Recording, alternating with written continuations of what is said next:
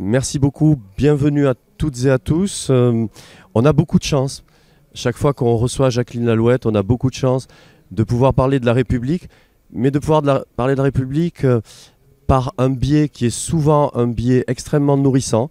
C'est celui du travail d'abord, de l'historienne avant tout, mais c'est aussi une historienne qui donne beaucoup d'élan à ce travail précieux en archives, de sources, de lecture, et particulièrement aujourd'hui, elle nous le dira, de lecture des constitutionnalistes.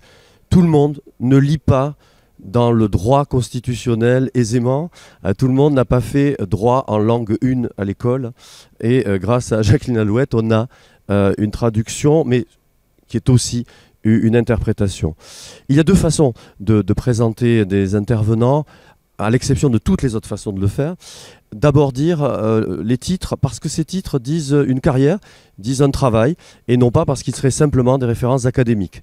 Jacqueline Lalouette, vous êtes effectivement professeur émérite de l'Université de Lille, membre senior honoraire de l'Institut universitaire de France, et l'énumération de vos spécialités n'a pas beaucoup de sens si on ne s'occupe pas de ce qui est votre dernier prix, c'est-à-dire de vos livres. La seconde façon donc de dire qui est la personne qui intervient, c'est de présenter ce qu'elle a pu faire dans un délai suffisamment bref pour que ça soit à elle de vous parler et pas à moi. Donc pour son dernier livre que je vous présente, et que vous avez peut-être eu l'occasion d'acheter, je le recommande, qui s'intitule « L'identité républicaine de la France », une expression, une mémoire des principes. Jacqueline Lalouette a reçu le Grand Prix Gaubert d'Histoire, tout récemment, le Grand Prix Gaubert d'Histoire de l'Académie française. Lorsqu'on en a discuté ensemble, elle m'a dit que dans l'ensemble de ce qu'elle avait pu écrire, il y avait des titres qui permettaient encore au mieux de comprendre ce dont elle va nous parler. Et je dois dire que pour les avoir lus, je ne peux que vous inviter soit à les reprendre, soit à les prendre. Tout d'abord, Jacqueline Lalouette, vous êtes l'autrice de La libre pensée en France. C'est par là que je vous ai connu, et que peut-être nombre d'entre vous ont connu les travaux de Jacqueline Lalouette. C'est un livre qui date de 1997 et qui a précédé de peu un travail qui venait éclairer dans une foule d'ouvrages votre titre qui s'intitule « La séparation des églises et de l'État, genèse et développement d'une idée ». 1789-1905, qui lui fut le prix littéraire de la maçonnerie française en 2005. Plus proche de nous, et à la fois dans le temps et dans les lieux, votre travail sur Jean Jaurès, L'assassinat, la gloire, le souvenir, chez Perrin en 2014, et qui était un livre qui, là encore, parmi une foule d'ouvrages consacrés à Jaurès, offrait cet éclairage particulier de placer le souvenir, c'est-à-dire aussi la réflexion sur la mémoire, dans et au travers de ce que peut être une écriture historienne.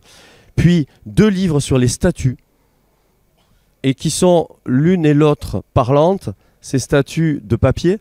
Un peuple de statues, la célébration sculptée des grands hommes en France, 1801-2018. Et puis les statues de la discorde. Dieu sait qu'il y eut discorde. Cette discorde semble un peu apaisée, elle n'est que temporairement. Sous l'actualité, elle ressurgira dès qu'il y aura une occasion. Et donc ces statuts de la discorde ont été publiés en 2021. Mais dire, pour finir, que vous préparez un travail qui intéressera, je suis sûr, une grande partie de l'audience ici. Vous préparez un travail qui va porter sur les symboles constitutionnels. L'histoire de ces symboles, le sens de ces symboles, et dont on se réjouit déjà de la future publication. Dire, pour vous donner la parole, que moi je suis particulièrement heureux, parce que c'est la première fois dans mon champ, le champ histoire, le champ de l'écriture de l'histoire de la République, d'entendre une conférence effectuée sur ce thème de l'indivisibilité. Parmi les valeurs et principes, faites le tri, nous le ferons, nous en parlerons. L'indivisibilité, vous le savez, est un principe constitutionnel. Il figure dans notre Constitution. Or, il est probablement celui qui, peut-être parce qu'il est technique, vous nous le direz, peut-être parce qu'il est moins parlant que laïcité, démocratie sociale, par exemple, est le moins traité. Or, il est absolument crucial parce qu'il est, vous nous direz comment, pourquoi, et vous nous direz aussi tout le contraire s'il y a lieu, il est une façon de dire ce que la République a d'universel parce qu'elle est indivisible. C'est à vous, chère Jacqueline, désormais de nous nourrir. Merci à vous. Merci, cher Olivier Loub. Je dois dire que je suis un peu gênée par tout le bruit que j'entends de l'autre côté, mais enfin, je vais faire avec. Donc, ma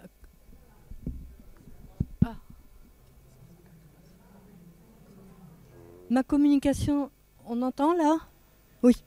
Donc, ma communication sur l'indivisibilité, réalité ou utopie, est élaborée donc à partir de l'un des chapitres de mon livre sur l'identité républicaine de la France, dont Olivier Loub vient de parler. Alors, je précise, puisque Antoine Lilti, tout à l'heure, a rappelé une expression récente qui datait de 2000 sur l'universalisme républicain. L'identité républicaine de la France est aussi une expression récente.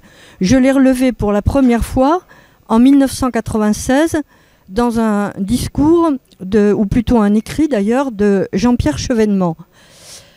Avant, on parlait plutôt de l'idée républicaine, de la tradition républicaine, mais non pas de l'identité républicaine, qui est apparue bien longtemps après identité nationale ou identité de la France. Ça, c'est une chose à savoir. Maintenant, identité républicaine semblait aller de soi. Pendant longtemps, ça n'a pas été le cas. Alors, dans mes recherches sur cette identité républicaine, il m'est apparu que les personnes s'y référant mettaient toujours en avant un certain nombre de points. Des valeurs, mots qui posent problème, ou des principes, hormis tout ce qui se rapporte à la mémoire de la République, donc des valeurs ou des principes de la République. Pour ma part, je préfère le mot principe au mot valeur. Alors parmi ces principes, enfin dans ces principes, selon la Constitution, il y a 4 principes: l'indivisibilité, la laïcité, le caractère démocratique de la République et le caractère social de la République. Que ce soit au plan politique ou au plan sociétal, ces 4 principes sont actuellement et depuis un certain temps discutés, mais discutés sur des modalités extrêmement différentes. Les 2 derniers, le caractère démocratique et le caractère social, ne sont pas contestés en tant que tels, ils sont contestés parce qu'on pense qu'ils sont insuffisamment développés et mis en œuvre. Alors que l'indivisibilité et la laïcité sont contestés dans leur essence même, dans leur existence en même temps, dans leur essence et dans leur existence. On ne leur reproche pas d'être insuffisants, on leur reproche d'exister. Donc c'est quelque chose de beaucoup plus grave que les autres contestations. Alors, je ne chercherai pas ici à établir en quoi l'indivisibilité est ou non un idéal, mais à savoir si elle est une réalité ou bien si elle n'est plus qu'une utopie des temps passés. En général, les utopies, c'est pour l'avenir. Là, ça serait une utopie des temps passés, pour autant qu'elle ait jamais existé dans les faits. Mais une autre question surgit. L'indivisibilité est-elle un atout pour la nation ou un boulet pour les populations de tel ou tel territoire? La question est encore plus compliquée par le fait qu'il n'existe pas de définition juridique de l'indivisibilité, que le Conseil constitutionnel, quand il a été interrogé sur cette indivisibilité, la première fois c'était en 1976, n'en a pas donné de définition, et que les constitutionnalistes, les professeurs de droit public, n'en ont pas tous la même conception. Je pourrais notamment renvoyer à 2 professeurs de droit public, François Lucher et Gérard Connac, qui ont publié un livre sur la Constitution de la France en 1987, et plus récemment, un autre constitutionnaliste, Félicien Lemaire, qui a écrit un essai très intéressant sur l'indivisibilité, mythe ou réalité. Ils n'ont pas du tout la même conception de l'indivisibilité, notamment par rapport au lien entre l'indivisibilité et l'intégrité territoriale. Alors pourquoi cette importance donnée à l'indivisibilité ? L'indivisibilité est un concept qui vient de loin, en même temps que celui de l'unité. Et pour les trouver, il faut remonter à la philosophie grecque. Je ne peux faire que quelques références rapides. Ainsi, selon Socrate, cité par Aristote, l'unité la plus parfaite constitue le bien suprême. L'unité est le bien suprême. À son tour, le christianisme prôna l'unité. Saint Paul, saint Thomas d'Aquin, Bossuet, etc. L'évêque de Meaux écrit à propos de l'unité de Dieu: celui qui est indivisible, tout ce qui n'est pas le parfait dégénère de la perfection. Ainsi, le Seigneur ton Dieu étant parfait est seul. Donc l'unité. Et l'unité va de pair avec l'indivisibilité, est allée de pair avec l'indivisibilité pendant très longtemps, jusqu'en 1946, avec des nuances d'ailleurs, puis 1958 dans nos deux constitutions. Alors après des siècles passés sous le patronage des concepts d'unité et d'invisibilité définis par la philosophie grecque et par le christianisme, le XVIIIe siècle et la Révolution française ont gardé ces concepts et la Révolution les a intégrés dans un nouveau cadre institutionnel.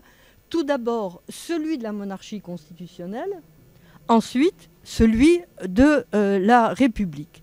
Donc il faut bien partir de l'idée que l'indivisibilité, et ça pour le coup les professeurs de droit public sont d'accord là-dessus, l'indivisibilité n'est pas en soi une spécificité républicaine, elle vient de loin et elle a existé aussi sous la monarchie, y compris d'ailleurs sous la monarchie d'Ancien Régime. Le royaume était un et indivisible et la souveraineté, qui était la souveraineté de droit divin, était aussi une souveraineté indivisible.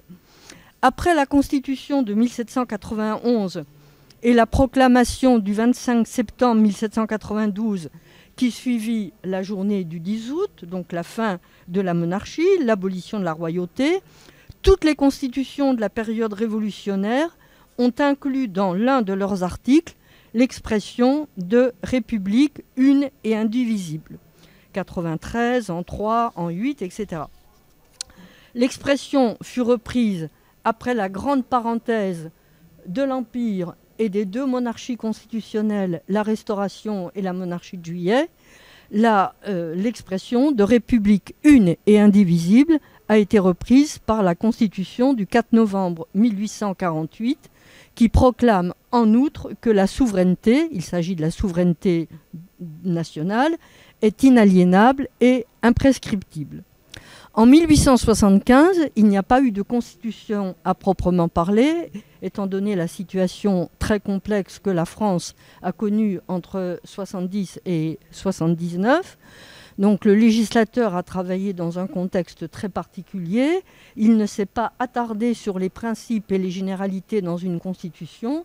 Il a simplement rédigé 3 lois constitutionnelles en février, puis en juillet 1875. Et il fallut attendre 1946 pour retrouver un texte constitutionnel énonçant les principes, donc dans un préambule, énonçant les principes parmi lesquels figure la nature indivisible de la République, privée désormais de sa nature une, mais enfin pas privée complètement. C'est d'ailleurs pourquoi tout à l'heure je parlais de nuances, parce que dans cette constitution de la 4e République, il y a un article 85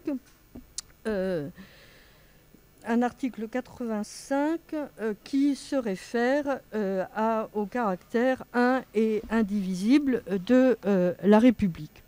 En 1958, d'ailleurs, sous cette 4e République, on se posait bien des questions relatives à l'indivisibilité, puisqu'en 1955, lors d'un débat sur l'Union française, qui a précédé la communauté de la 5e République, donc, lors d'un débat sur l'Union française, un député déclara « On peut se demander si la République indivisible n'est pas devenu multiple dans ses aspects et indivisible dans son principe.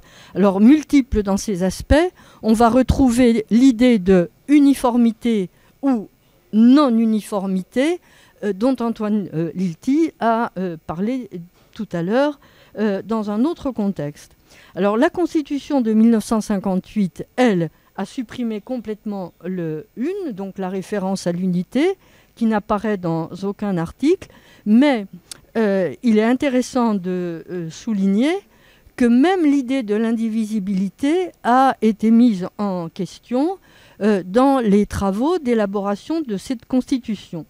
Ainsi, un membre de ces commissions s'occupant de la Constitution demanda « Alors, est-il vraiment nécessaire de maintenir un principe qui a été affirmé dans un temps historique très lointain et pour des nécessités qui étaient alors extrêmement impérieuses ?» Ces nécessités impérieuses, c'était notamment le risque de fédéralisme. Et il continue, à l'heure actuelle, ces dangers n'existent plus, et donc on pourrait peut-être prendre du champ par rapport à cette notion d'indivisibilité, d'autant plus que dans la Constitution, il y a des articles qui prévoient que des composantes de la communauté française puissent prendre leur liberté et aller à la sécession. Et ça a été effectivement, après 1962, tous les départs de la communauté française. Donc la question de la logique du principe d'indivisibilité maintenu dans cette Constitution était ainsi soulevée. Pour poursuivre dans l'idée de généralité autour de l'indivisibilité, un autre professeur de droit public, Roland Debache, constate que ces deux termes, d'unité et d'invisibilité, ont peu retenu l'attention des auteurs de dictionnaires juridiques. Tout à l'heure, je vous ai dit, il n'y a pas de définition, et que lorsque cela est le cas, ils sont présentés comme plus ou moins équivalents, ce qui est contesté par d'autres constitutionnalistes. Cet auteur ne décèle chez le constituant de 1958 aucune volonté d'abandonner cette unité tant recherchée depuis 1789. Simplement, il aurait d'après lui inutile de rappeler une unité qui lui paraissait être enfin acquise définitivement. Mais pour un autre constitutionnaliste, Pierre-Yves Chicot, la disparition de « une » correspond à la reconnaissance explicite de l'hétérogénéité de l'ensemble français, donc la non-uniformité. Le constituant, cependant, aurait gardé indivisibilité pour ne pas avoir l'air de contrevenir à ce sacro-saint principe hérité de la Révolution française. Un autre constitutionnaliste encore, Michel Verpeau, va dans le même sens. La République doit s'accommoder en effet de la satisfaction d'intérêts locaux ou de considérations historiques ou géographiques qui conduisent à la prise en compte de diversités qui sont toutes plus ou moins en lien avec l'existence d'une ou plusieurs collectivités territoriales.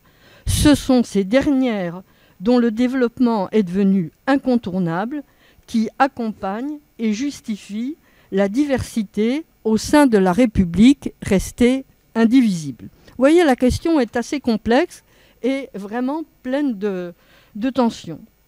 Alors cependant, et ça c'est vraiment très intéressant, l'expression consacrée de République une et indivisible subsiste dans les mémoires et parfois dans les discours.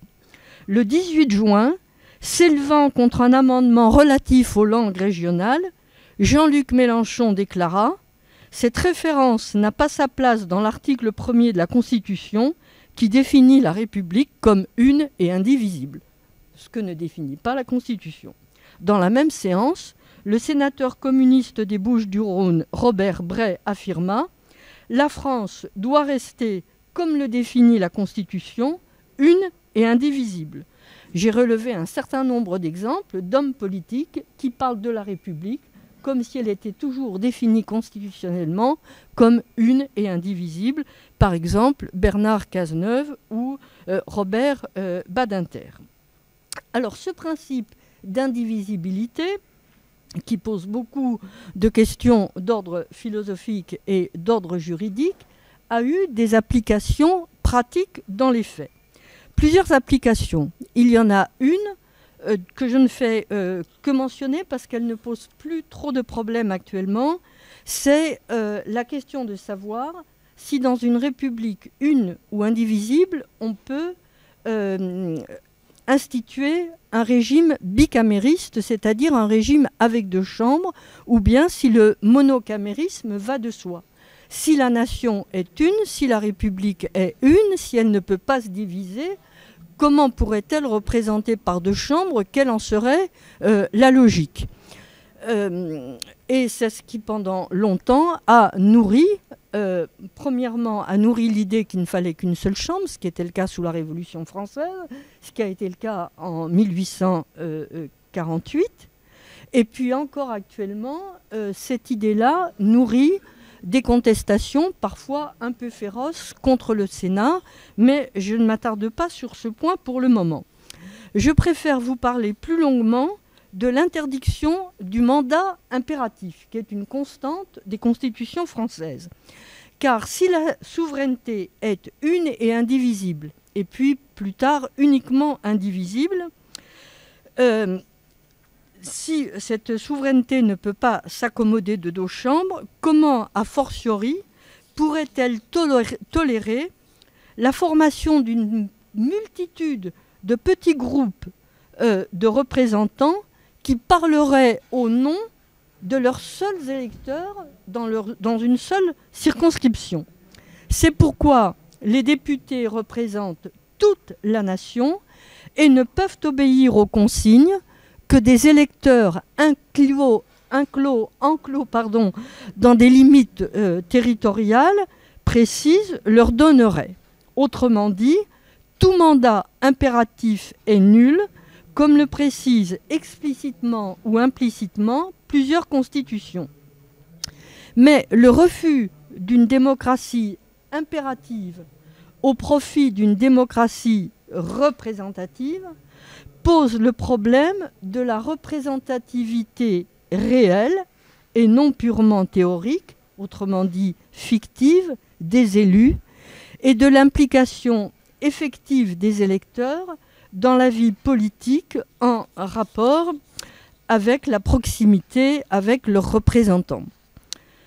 La question du mandat impératif s'est posée dès les débuts de la Révolution. Dès janvier 1789, dans son libelle intitulé « Qu'est-ce que le tiers-État ?», Emmanuel Joseph Sieyès estima que les députés ne devaient pas représenter seulement les bailliages les ayant nommés, comme cela a été le cas toujours sous l'Ancien Régime pour les autres États généraux, où les gens qui envoyaient des mandants aux États généraux leur donnaient un mandat impératif. Là, Sieyès met un point final à cela. Louis XVI s'y rallie, qu'une section du peuple ni aucun individu ne peut s'en attribuer l'exercice, ce qui signifie bien que la souveraineté est indivisible et inaliénable. Quant à la Constitution du 4 octobre 1958, elle revint à la règle de 1848 et de 1875, enfin elle l'exprime de la même manière, puisque son article 27 frappe de nullité tout mandat impératif. Toutefois, l'article 11 redonne une part de pouvoir direct au peuple en prévoyant la possibilité de faire appel à lui par la voie référendaire sur un nombre de sujets qui ont été augmentés par la révision constitutionnelle de 1995. Depuis la fin du XXe siècle, il est devenu usuel de parler d'une démocratie fatiguée. C'est une expression consacrée. En effet, la démocratie semble inopérante, usée, et des voix s'élèvent pour réclamer une participation du peuple qui ne se résumerait pas à voter selon un rythme variable en fonction des élections pour envoyer à l'Assemblée des députés qui ne lui doivent aucun compte. Le constitutionnaliste Dominique Rousseau, qui est plutôt un politiste d'ailleurs, estime que nous sommes au bout d'un cycle, celui d'une démocratie représentative pensée à la fin du XVIIIe siècle, qui ne reconnaît aux citoyens que la compétence d'élire des représentants qui vont vouloir pour lui. Puisqu'il n'y a pas de mandat impératif, les représentants veulent pour le peuple ne peut pas imposer sa propre volonté. Un autre cycle s'ouvre. Il a pour principe la compétence normative des citoyens, c'est-à-dire leur capacité d'intervenir personnellement dans la fabrication des lois et politiques publiques. Cette fatigue de la démocratie s'explique par de nombreuses causes, mais il y a une qui est absolument essentielle, c'est la perte de confiance dans le monde politique provoquée par le traité de Lisbonne du 14 février 2008, ratifié par le Parlement, après avis du Conseil constitutionnel, en dépit des résultats du référendum du 29 mai 2005, par lequel les Français avaient rejeté le traité établissant une constitution pour l'Europe par près de 55% des suffrages exprimés. Pour Jean-Fabien Spitz, dont Antoine Lilti a parlé tout à l'heure, cet épisode a constitué l'événement fondateur de la crise démocratique. Mais celle-ci est aussi due à l'énorme décalage existant entre la composition sociale de la population et l'appartenance socio-professionnelle des représentants. Si l'opinion publique pouvait, sous la Deuxième République et encore sous la Troisième, du moins dans ses premières décennies, accepter qu'un nombre extrêmement réduit d'ouvriers ou d'employés siégeât à l'Assemblée nationale ou à la Chambre, suivant les périodes, il n'en va plus de même au XXIe siècle. Or, actuellement, le décalage entre la composition sociale de la population et la composition sociale des deux assemblées est patente. Alors, plusieurs personnalités politiques ont avancé des solutions pour revivifier la démocratie. Parmi elles, ne figure pas explicitement le mandat impératif, mais plutôt une mesure qui vise à en contourner l'interdiction grâce à des référendums d'initiative populaire ou d'autres expressions dont je vais vous parler, qui permettraient au peuple, aux électeurs, de retrouver leur part de pouvoir et de volonté qui n'existe plus dans le système représentatif. Alors il y a eu les référendums d'initiative populaire d'Arnaud Montebourg en 2016, le référendum révocatoire, on n'est pas content de nos représentants, on peut les renvoyer par référendum, ça c'était Benoît Hamon en 2017. En 2017 encore, la France insoumise se prononça en faveur d'une procédure de révocation activée par un référendum dit référendum révocatoire d'initiative populaire que la professeure Marianne Cohandet, professeure de droit constitutionnel, rattache à l'article 15 de la Déclaration des droits de l'homme, selon lequel la société a le droit de demander compte à tout agent public de son administration et qu'elle compare à la procédure américaine du recall. La même année, donc toujours 2017, Nicolas Dupont-Aignan, Marine Le Pen et François Asselineau se prononcèrent en faveur d'une telle procédure que divers groupes de Gilets jaunes en 2018 ont accepté. Enfin, le 8 janvier 2019, les 17 députés de la France insoumise déposèrent une proposition. À l'époque, il n'y en avait que 17. En 2019, il y a eu du chemin depuis. Les 17 députés de la France insoumise déposèrent une proposition de loi constitutionnelle précédée d'un long exposé des motifs se rapportant à 5 droits du peuple. Et là-dedans figure le référendum d'initiative citoyenne, le droit d'abroger les lois votées en son nom par ses représentants et le droit de représenter de révoquer les représentants qu'il a élus. Donc vous voyez, c'est une sorte de mandat impératif différé dans le temps et dans l'expression. On n'a pas pu donner un mandat impératif à nos représentants, mais la manière dont ils ont mené les affaires à l'Assemblée ne nous convient pas, donc nous pouvons les révoquer. C'est une manière indirecte du mandat impératif.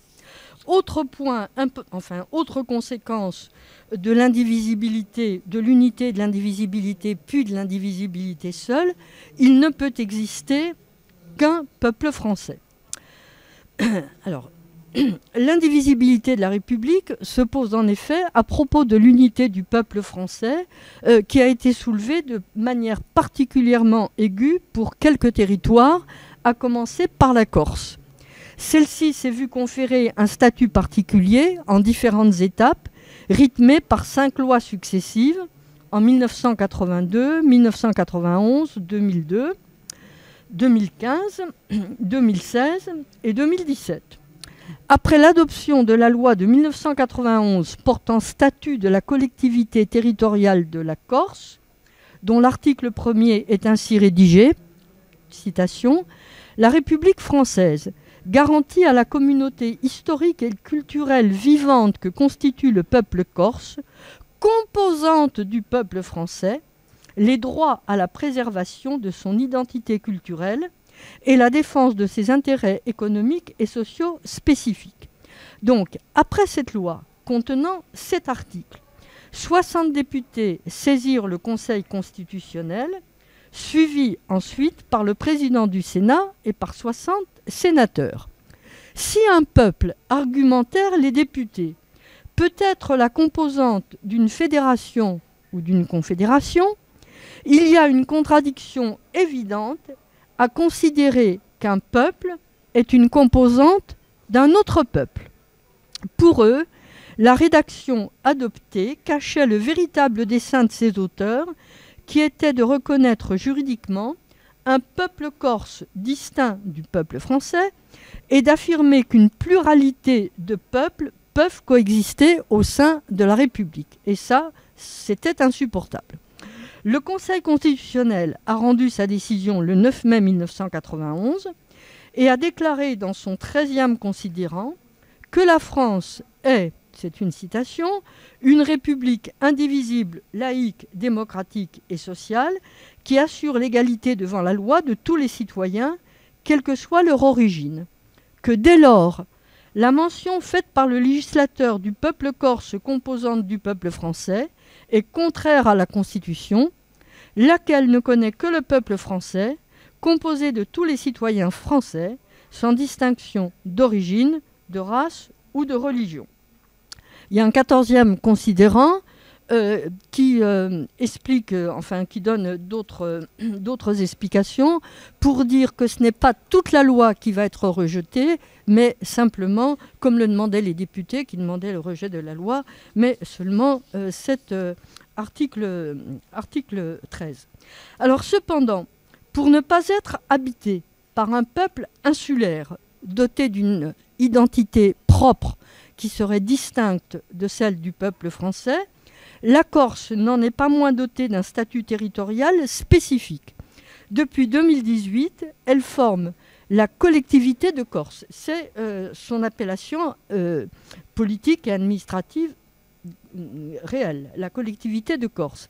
C'est une collectivité à statut particulier au sens de l'article 72 de la Constitution française qui remplace la collectivité antérieure qui s'appelait Collectivité territoriale de Corse et des départements de Corse du Sud et de Haute-Corse.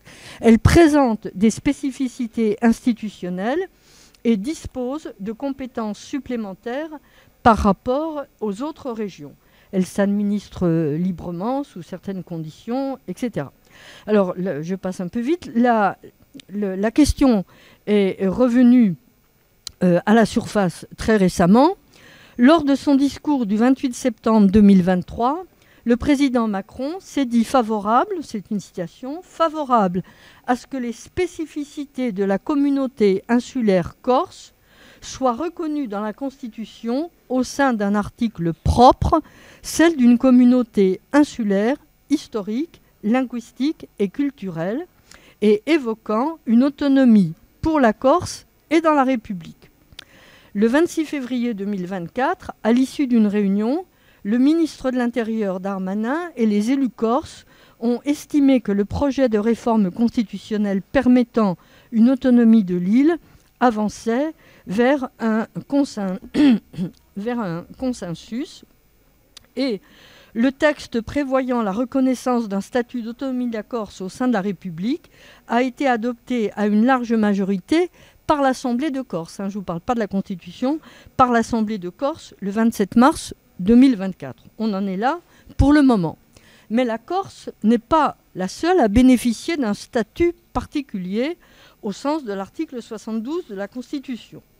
L'archipel de Mayotte constitue lui aussi une collectivité territoriale unique depuis 2010. Il en va de même pour la Martinique et la Guyane depuis la loi du 27 juillet 2011, mise en application seulement à partir de décembre 2015. Quant à la Polynésie française, elle fut en 1984 dotée d'un statut d'autonomie interne dans le cadre de la République, autonomie renforcée en 1996, 2004, 2007 et 2011. Bien sûr, je vais mentionner aussi rapidement Wallis et Futuna, qui a un statut depuis 1961, et l'archipel de Saint-Pierre et Miquelon, qui constitue une collectivité d'outre-mer se référant à l'article non pas 72 mais 74 de la Constitution, qui prend le nom de collectivité territoriale de Saint-Pierre et Miquelon, qui s'administre librement par ses élus et par la voie du référendum local dans les conditions prévues, etc., etc. Bien sûr, reste le cas majeur et toujours pendant de la Nouvelle-Calédonie, qui est aussi une collectivité à statut particulier, qui a été amenée à choisir par référendum à 3 reprises, le 4 novembre 2018, le 4 octobre 2020, le 12 décembre 2021, entre l'indépendance et l'autonomie, cette dernière l'ayant toujours emporté contre l'indépendance. Mais comme vous le savez, le référendum de 2021 l'existence du référendum de 2021 a été contestée par les indépendantistes parce que, à cause de l'épidémie de Covid, ils pensaient qu'il n'était pas organisé dans des conditions favorables. Comme vous le savez, récemment, le feu a repris à cause de la composition des gens de l'ensemble électoral, à cause de la définition des gens et de leur séjour en Nouvelle-Calédonie entre ceux qui peuvent voter et ceux qui ne peuvent pas voter. On est toujours là dans l'expectative pour savoir ce qui va se passer dans l'avenir après une situation extrêmement difficile. Alors l'importance accordée à l'autonomie dans les anciennes possessions de la France n'éteint pas les revendications indépendantistes qui s'y manifestent. En août 2022, à Corté, à l'occasion des Giornate Internazionale di Corti, c'est en Corse, les élus indépendantistes de cette île, de Polynésie, de Nouvelle-Calédonie et de Guyane se sont engagés à renforcer et consolider leurs liens de solidarité politique sur la scène régionale, nationale, régionale et internationale. Donc vous voyez que la question de l'existence d'un peuple français, ou plutôt d'une république indivisible qui ne pourrait aller de pair qu'avec un seul peuple français, pose beaucoup de questions, pas en France métropolitaine, mais dans cette communauté insulaire qu'est la Corse, et puis tout ce qu'on appelait autrefois les dom-toms. Autre conséquence pratique de l'indivisibilité de la République, j'ai d'ailleurs noté avec intérêt que dans son livre sur l'indivisibilité de la République, mythe ou réalité, Félicien Lemaire, c'est un essai extrêmement fouillé, extrêmement subtil, extrêmement intéressant, mais Félicien Lemaire ne soulève pas la question de la langue, alors que dans tous les débats autour de la langue, tous les gens qui se sont opposés aux langues régionales ont tous fait allusion à l'indivisibilité de la République. C'est pourquoi j'ai choisi de retenir cette thématique. Le partage de la France entre plusieurs aires linguistiques est-il contraire à l'unité et à l'indivisibilité, puis à la seule indivisibilité de la République? Telle est la question qui, après avoir animé la vie parlementaire révolutionnaire, ressurgit à divers moments. Depuis la fin des années 1990, elle occupe une place non négligeable dans les débats du Sénat et de l'Assemblée nationale, ainsi que dans les avis et décisions du Conseil d'État et du Conseil constitutionnel. Elle a en outre retenu l'attention du Conseil des droits de l'homme des Nations unies, la France étant dénoncée devant cet organisme. Pendant des siècles, le français vécut en concurrence avec le breton, le basque, le picard, l'occitan, etc., mais aussi avec le latin pour les actes administratifs et judiciaires. La question du latin a été réglée sous François Ier par l'ordonnance de Villers-Cotterêts d'août 1539, dont l'article 111 ordonne l'emploi du langage maternel français pour les arrêts des cours souveraines et inférieures, les enquêtes, contrats, commissions, sentences, testaments et autres actes et exploits de justice. Durant les XVIIe et XVIIIe siècles, des édits royaux interdirent les idiomes locaux dans les provinces nouvellement rattachées à la couronne.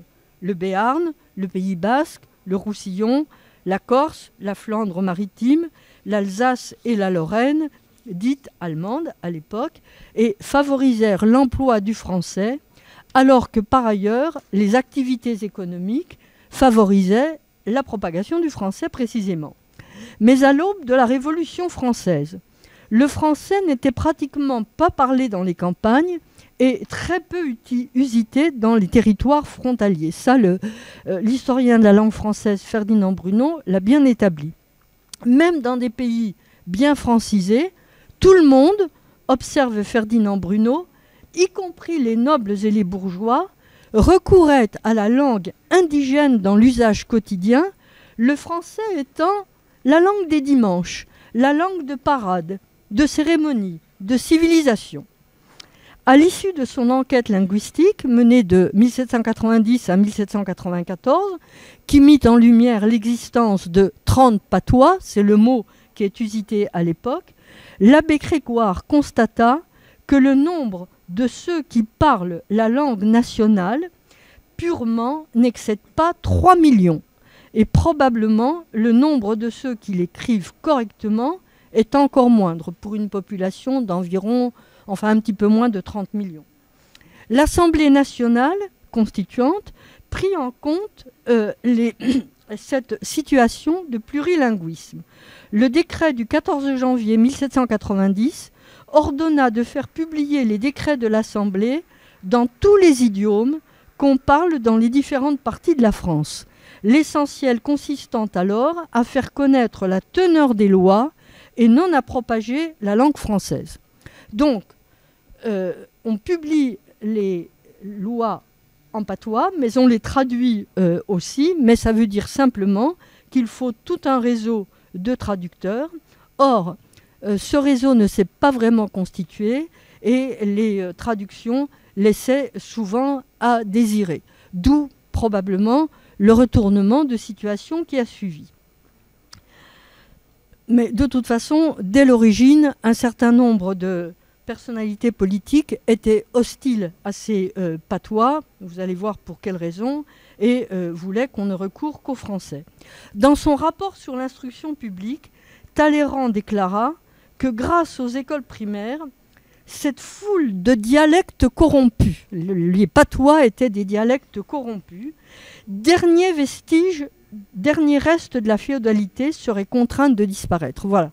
Ce que l'on reprochait à ces patois, c'était d'être les vestiges de la féodalité. D'autres diront les vestiges de la tyrannie. Alors une étape importante en faveur de l'usage exclusif du français fut franchie sous la Terreur, qui fut aussi, dit un auteur breton, Fanch Boudic, une période de terreur linguistique. Le 8 Pluviose an 2, 27 janvier 1794, dans un rapport sur les idiomes étrangers et l'enseignement de la langue française présenté au nom du comité de salut public, le salut public, ce n'est pas rien, Bertrand Barrère dénonça la persistance de dialectes naguère entretenus par la monarchie pour imposer sa tyrannie et visa particulièrement le bas-breton, le basque, l'allemand et l'italien, usités dans plusieurs départements, et prôna l'installation d'un instituteur de langue française dans toutes les communes, etc., etc. Quelques mois plus tard, le 16 prairial, 4 juin 1794, l'abbé Grégoire remit à la Convention son rapport sur la nécessité et les moyens d'anéantir les patois et d'universaliser la langue française, qui lie explicitement le français à l'unité et l'indivisibilité républicaine. L'entreprise d'uniformisation du langage est digne du peuple français, qui centralise toutes les branches de l'organisation sociale et qui doit être jaloux de consacrer, ou plutôt dans une république une et indivisible, l'usage unique et invariable de la langue de la liberté. Les patois sont les vestiges de la féodalité et de la tyrannie. Le français est la langue de la liberté, indissociablement liée à la République une et indivisible. Conscient de l'attachement des populations méridionales à leur propre langue, l'évêque de Blois, Grégoire était l'évêque constitutionnel de Blois, espérait que nos frères du Midi, qui avaient combattu le fédéralisme politique, combattraient avec la même énergie le fédéralisme des idiomes. Pour Grégoire, l'entreprise de traduction décidée en 1790 devait cesser, car ce serait prolonger l'existence des dialectes que nous voulons proscrire. Il recommanda la publication d'opuscules écrits en français en rapport avec la vie quotidienne, afin que les Français puissent se familiariser avec. Alors, tout au long du XIXe siècle, l'usage respectif du français et des langues régionales évolua sans conflit d'une telle ampleur. En prescrivant l'étude du français sans tenir compte des langues régionales, les lois scolaires de 1833, Guizot, 1850, Fallou, 1882, Ferry, imposèrent le monolinguisme à l'époque primaire. À l'époque où fut votée la loi sur l'obligation scolaire, Jules Ferry lui-même semblait indifférent à la question des langues régionales dont il ne parlait jamais. Alors, à cette époque, la langue maternelle de l'immense majorité des écoliers ruraux n'était toujours pas le français. Mais tout le monde, adversaire et partisan de l'école républicaine confondue, reconnaissait les bienfaits de la francisation des populations, et dans toutes les écoles, y compris celles des frères des écoles chrétiennes, qui avaient d'ailleurs donné l'exemple en la matière, il était en principe, interdit de parler une autre langue que le français, qui apparaissait comme la langue de l'avenir et qui était en outre garante de la présence française dans les départements frontaliers. Mais dans la pratique, loin d'être systématiquement pourchassés, contrairement à ce que nous racontent un certain nombre de récits dramatiques. Donc, loin d'être systématiquement pourchassés, les dialectes et patois servirent parfois de pierre d'attente pédagogique en attendant une complète acculturation des élèves à la langue nationale, conformément aux conceptions de Michel Bréal et de Jean Jaurès. Et comme le recommanda le recteur de l'Académie de Chambéry en 1882, s'il le faut, sachons nous contenter du mot patois si le terme français est inconnu. Et Jean Jaurès disait, pour faire comprendre le français aux petits écoliers, appuyons-nous sur la langue qu'il parle chez lui, montrons-lui la parenté du vocabulaire, montrons-lui ce qui diffère et ce qui se ressemble dans la syntaxe. Sous la 4e République, la possible complémentarité entre le français et les dialectes fut officiellement reconnue par la loi d'Exon du 11 janvier 1951, qui reconnut aux instituteurs le droit de recourir aux parlers locaux dans les écoles primaires et maternelles, chaque fois qu'ils pourront en tirer profit pour le renseignement, notamment pour l'étude de la langue française. Vous voyez, on retrouve les idées de Jean Jaurès. Cette loi, applicable dès la rentrée de 1951, dans la zone d'influence du breton, du basque, du catalan et de la langue occitane, recommanda aussi l'enseignement des langues locales aux élèves normaliens, donc des écoles normales d'instituteurs. Après le fort engouement... Il me reste combien ? Pour l'ensemble, il resterait un quart d'heure, mais il n'y aura pas de questions. Ah, bon, alors je vais passer... alors, je vais arriver là à la charte européenne, et puis j'irai rapidement sur mon dernier point. En 2008, la charte européenne revint sur le devant de la scène. Le 29, j'en parlais avant, mais là j'ai plus le temps. Le 29 janvier 2008, lors de l'examen du projet de loi constitutionnelle nécessaire pour ratifier le traité de Lisbonne, le Sénat examina un amendement autorisant la ratification de la charte sur les langues régionales dans le respect de l'article 2 de la Constitution. Jean-Luc Mélenchon, convaincu que les locuteurs des langues régionales bénéficiaient en France de toutes les libertés nécessaires, expliqua que, c'est une citation, « La France n'est pas décrite par une définition essentialiste, ni par la conjugaison des diversités qui la composent. La France est la communauté légale, une et indivisible, qui fait qu'entre la loi et la personne, il n'y a pas d'intermédiaire. Je vous en prie, ne confondons pas la République française une et indivisible avec ces pays où l'on réprime les locuteurs qui ne parlent pas la langue officielle. En France, tous les gens qui veulent parler une autre langue que le français le peuvent. Il y a des panneaux qui sont en langue régionale, etc. Donc, refus de cet amendement qui fut effectivement rejeté. Bon, je suis obligée d'aller assez vite. Donc, vous voyez que la question est revenue également la même année au Sénat, où on a... assister au même débat, mais là encore, la charte régionale, la charte européenne des langues régionales a été repoussée pour le même type de considération, mais à chaque fois, tous les opposants à la charte européenne des langues régionales mettent en avant l'indivisibilité et parfois l'unité et l'indivisibilité de la République. Alors, François Hollande avait promis dans la campagne pour l'élection présidentielle de 2012 de ratifier cette charte régionale, mais finalement il ne l'a pas fait parce que les oppositions étaient trop fortes dans son propre parti, donc ça n'a pas été fait. Et bon, excusez-moi, je suis obligée d'aller trop... Bon, donc je vais simplement voir le dernier point que je voulais mettre en avant sur indivisibilité et séparatisme, qui est quelque chose d'important. Parallèlement à une loi que je viens de passer sous silence, une loi portant sur la langue bretonne, la loi Molac. Donc pendant que la loi Molac était en discussion, un projet de loi fut déposé par Gérald Darmanin et Marlène Schiappa et fit la une de l'actualité.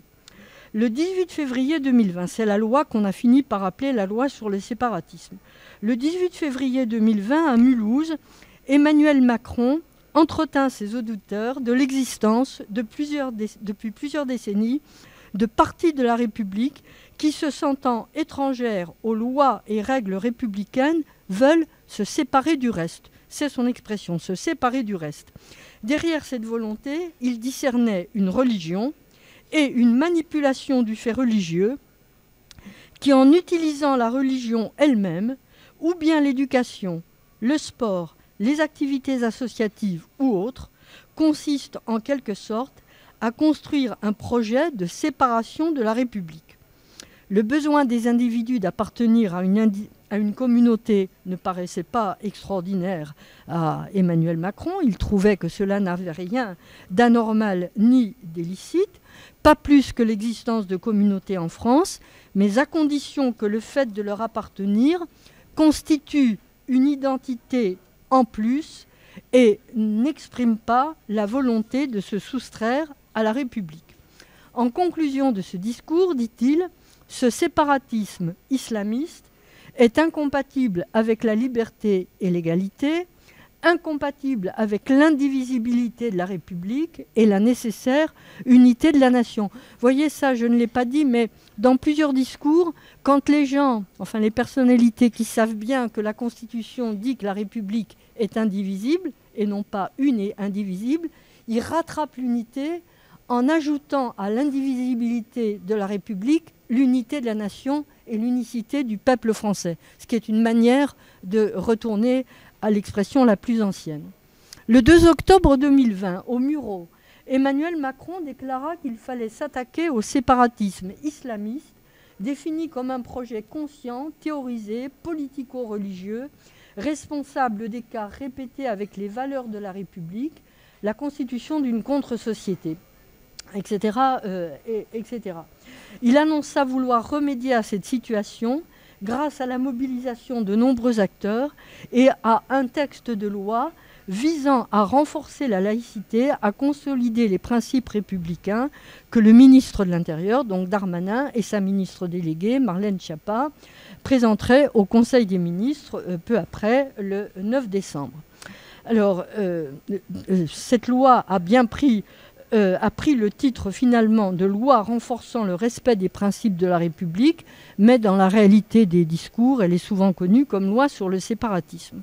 Alors, dans ces discours, donc, Emmanuel Macron recourut surtout aux termes séparer, séparation, séparatisme, séparatisme, l'expression indivisibilité de la République n'ayant été utilisée qu'une seule fois, je vous l'ai cité.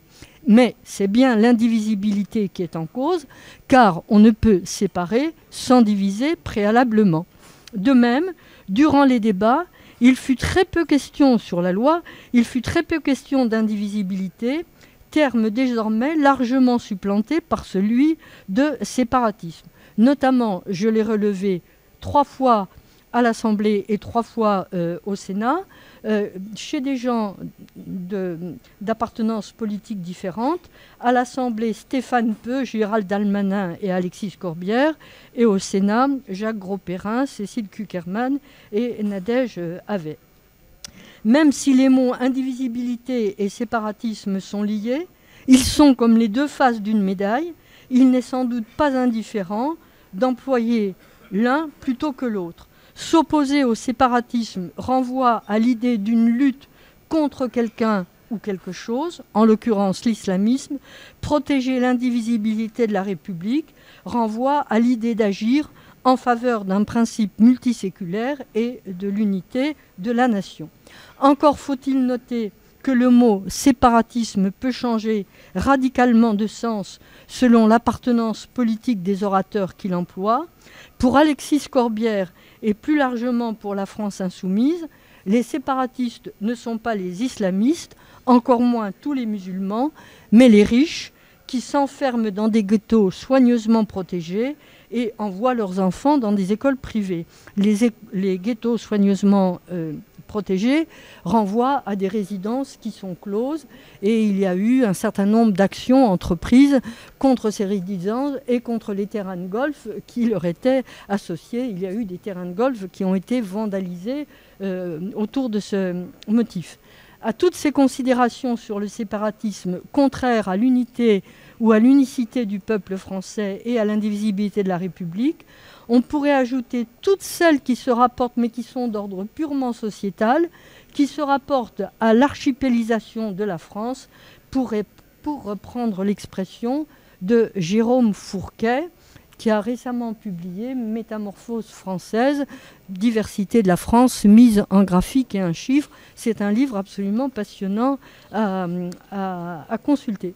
Donc vous voyez, le sujet de l'indivisibilité de la République est un sujet extrêmement complexe, extrêmement tendu et qui renvoie à des pratiques et des thématiques différentes, mais toutes complémentaires les unes des autres. Voilà. Merci beaucoup.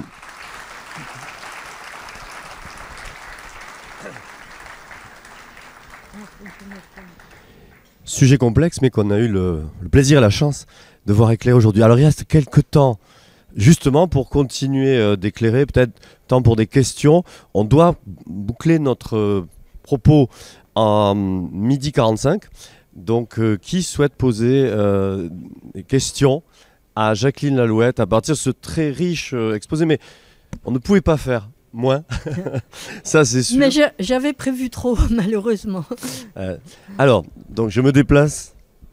J'espère que vous m'entendez parce que moi je fonctionne en direct. Qui souhaite poser une question à Jacqueline Lalouette par rapport à tout ce qu'elle a pu évoquer, que ce soit la question corse, je prends des faits saillants, celle de la Nouvelle-Calédonie, si présente dans ces rebonds, ou bien parce que c'était aussi un enjeu fort, et à Toulouse, Jaurès compris, la question des langues, hein, de la langue régionale et de cette déclinaison des patois, hein, qui seraient des dialectes pervertis par la monarchie et le féodalisme. Alors, madame, je vous en prie. Merci. Oui, bonjour. Je suis calédonienne, donc j'ai été extrêmement intéressée par la partie qui touchait la Nouvelle-Calédonie. C'est un sujet effectivement qui est brûlant, qui a malheureusement déclenché les dernières émeutes.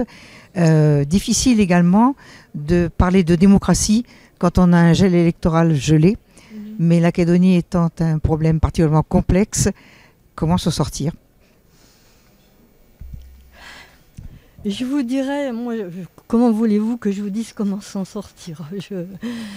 Tout ce que je peux vous dire, c'est que je regrette le beau temps de Lafleur et de Chibaou et de leur entente, et de cette merveilleuse statue qui avait été érigée où on voyait les deux hommes se donnant une poignée de main.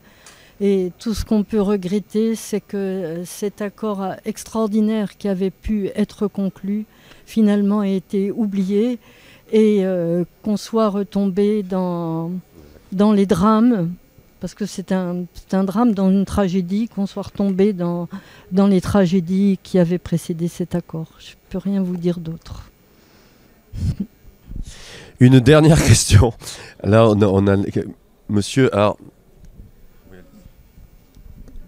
Même question, comment on peut s'en sortir, mais cette fois au sujet des langues régionales. Une langue, ça fonctionne que si on peut parler avec quelqu'un, donc ça suppose un groupe, et on est tout le temps en train de nous répéter que les minorités n'existent pas et que la France est indivisible. On est régulièrement critiqué dans un grand nombre de traités internationaux et rien ne bouge, et ça semble complètement figé. Comment s'en sortir? Là non plus, je ne sais pas comment on peut s'en sortir. Bon, j'ai dû aller trop vite sur cette question, mais bon, je crois qu'il faut distinguer deux choses. Ce qui se passe dans les territoires, et puis effectivement la position institutionnelle de la République. Bon, heureusement, ces langues régionales, je crois qu'elles continuent de vivre de manière très riche, notamment dans certaines régions. Donc je n'ai pas eu le temps de vous parler des écoles d'Iwan et des autres écoles où l'enseignement se fait dans une langue régionale. Comment est-ce que la République peut abandonner cette position qui nous vient de l'abbé Grégoire, de Talleyrand, de l'abbé Grégoire, de Barrère, etc. Je ne le sais pas. Moi, tout ce que je déplore, enfin, et qui m'étonne d'ailleurs, c'est qu'un homme aussi ouvert, aussi généreux qu'était l'abbé Grégoire, dont les positions ont été extraordinaires par rapport aux Juifs et aux esclaves, comment est-ce que cet homme a pu ignorer pareillement ce qui se rapportait aux langues régionales? Ça, c'est un de mes grands sujets d'étonnement. Mais comment se sortir de cette situation bloquée? Le Conseil des droits de l'homme des Nations Unies a fait savoir quelle était sa position. Ça n'a pas fait bouger la France sur ce point. Alors j'ai pas eu le temps de vous en parler, il y a un linguiste qui s'appelle François Blanchet, qui a écrit des choses très très intéressantes sur les langues régionales et qui est très sévère pour les positions de la France. Voilà. Bien, venu le temps de remercier Jacqueline Lalouette et de lui dire combien on a apprécié ce travail. On se retrouve pour la suite et les affaires continuent de ci, de là, mais tout à l'heure aussi, ici même.